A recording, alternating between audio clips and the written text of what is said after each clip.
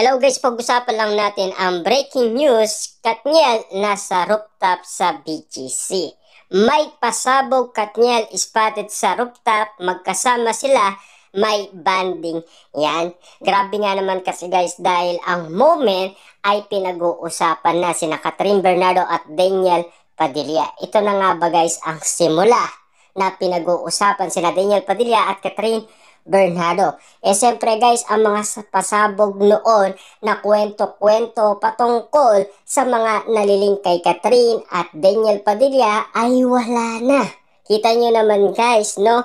Na ngayon, ang pinag-uusapan ngayon sina Daniel Padilla at Catherine Bernardo. Siyempre guys, ang ganitong sitwasyon, kikiligin at kikiligin ka talaga. Lalo-lalo na guys, kung ganito ang bonding moment ni na Daniel Padilla at Catherine Bernardo.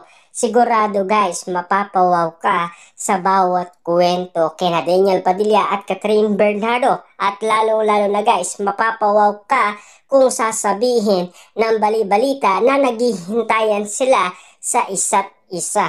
Siyempre guys, bongga, diba? At lalo-lalo na guys, siyempre kung talagang para sila sa isa't isa, siyempre guys, naghihintayan lang.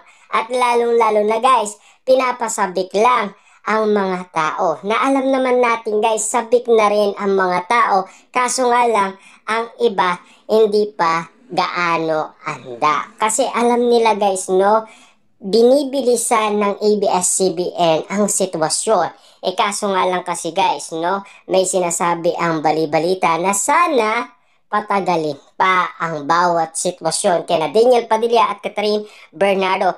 Kaso nga lang guys, sina Catherine Bernardo at Daniel Padilla nagpaparamdam na sa isa't isa. Na sana guys, pakinggan ninyo ang mga professional na mga tao. Tulad na lang guys ng bali-balita, ano ang sinasabi nila?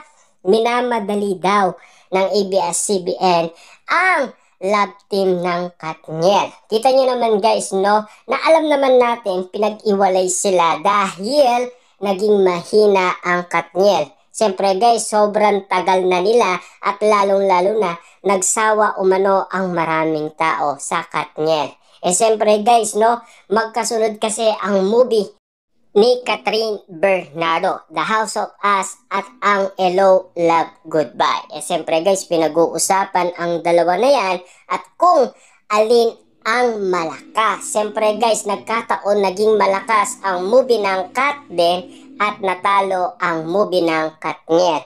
Siyempre guys, yun ang pinag-uusapan last 2023 ng mga professional na mga tao kasi tinitignan nila ang bawat sitwasyon na pinag-uusapan. Lalong-lalo na guys yung galing kay Catherine, galing din kay Daniel Padilla at lalong-lalo na guys galing sa bali-balita kung ano ang pinag-uusapan. Siyempre guys, alam nyo na siguro kung ano ang ibig sabihin at kung bakit pinag-iwalay sila dahil ang gusto nating malaman dito kung sino talaga ang pinakamalakas kina Daniel Padilla at Catherine Bernardo. Siyempre guys, pag pinag-iwalay sila, ibang usapan na yan. Siyempre guys, si Daniel Padilla may bagong muka na kasama. Ibig sabihin talaga guys, magiging patok yun. Halimbawa, si Catherine Bernardo guys, meron na kasama na ibang muka, talagang magiging trending yan. Ibig sabihin, yun ang paliwanag ni Daniel Padilla. Ibig sabihin lang yan, kapag bago, magiging takaw pansin sa maraming tao. Yan ang ibig sabihin ni Daniel Padilla. Na sana guys, maunawaan ninyo si Daniel Padilla kung bakit. At lalong-lalo na guys, siyempre, laging sinasabi ni Daniel Padilla, maayos lang kami. Okay lang kami. Magkaibigan kami. At hindi kami nagkaiwalay. Ibig sabihin na sana guys, pakinggan ninyo ang bawat sitwasyon. Last November 23, 2023, nag-upload pa si Daniel Padilla. Kasama niya si Catherine Bernardo at binigyan niya ng regalo si Catherine Bernardo na suot ngayon ni Catherine Bernardo. Yun kasi guys, ang moment na pinag-usapan sila. At lalong-lalo na guys, kung nagkaiwalay sila at kung talagang kaduda-duda na guys ang tingin ni Catherine Bernardo kay Daniel Padilla, bakit sila nagsasama? At lalong-lalo na guys, 'di ba? meron post si Catherine at Daniel Padilla. Kinabukasan umano guys, sinuportaan naman ng ABS-CBN. Pinagsama sila. At lalong-lalo na guys, kinabukasan ulit, nagkita na naman sila. Grabe nga naman kasi guys, ang lahat ng eksena noon.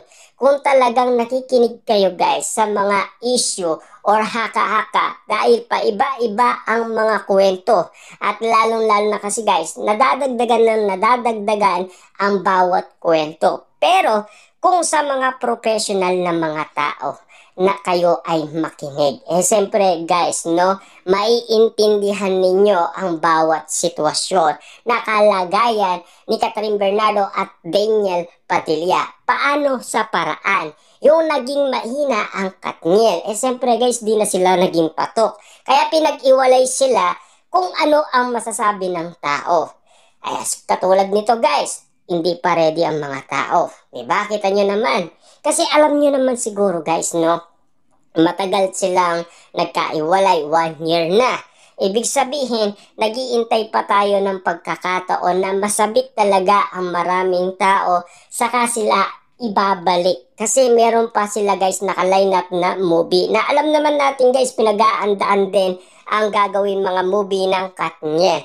Kasi alam naman natin guys, babalik at babalik din sila sa isa't isa. Random natin yan guys, no? Hindi lang bilang naging matured sila, hindi lang bilang tumanda sila. Hindi yun guys hindi yun ang usapan doon. Ang usapan dyan, yung naging maina sila. Lalong-lalo kasi guys, binabayaran sila. Diba? At lalong-lalo na, kung hindi kikita ang ABS-CBN, kailangan gumawa ng paraan ang ABS-CBN para naman guys manatili ang kita nila at siyempre mabayaran din ang pagtatrabaho ni Daniel Padilla at lalong-lalo na si Catherine Bernardo. Kahit sabihin natin guys, no, meron ng issue ngayon kay Daniel Padilla na hanggang ngayon success pa rin siya. Siyempre guys, yung mga kasama niya, bagong muka. Yan ang ibig sabihin ni Daniel Padilla. Katulad din guys, si Catherine, marami nang napatunayan. Ibig sabihin, si Daniel Padilla nagsisimula pa lamang. Pero kapag bagong mukha guys, ang makakasama ni Daniel Padilla, sigurado, patok na patok yan. Kasi galing mismo yan guys kay Daniel Padilla. Kasi naunawaan natin kung ano ang nangyari.